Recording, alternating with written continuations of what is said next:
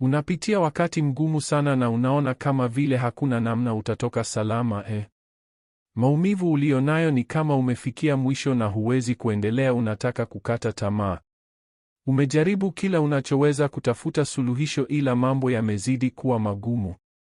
Kumbuka, hakuna aliyefanikiwa kwa kukata tamaa. Hata kama mambo ni magumu kwa namna gani.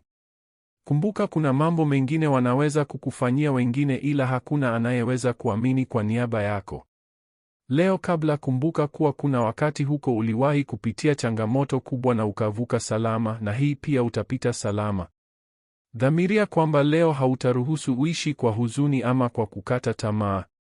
Dhamiria kuwa leo itakuwa siku ya kujaribu tena kwenye maisha yako. Dhamiria kuwa utachukua hatua ndogo inayowezekana. Dhamiria kuwa hautalala tu ndani, utatoka kufanya kitu. Dhamiria kuwa hautajiwa kwa sababu leo kuna kitu kizuri kitatokea kitakachobadilisha maisha yako. Unaruhusiwa kupoteza kila kitu ila baki na tumaini lako juu ya kesho yako. Unao uwezo wa kushinda changamoto hii na kwa hakika utaivuka.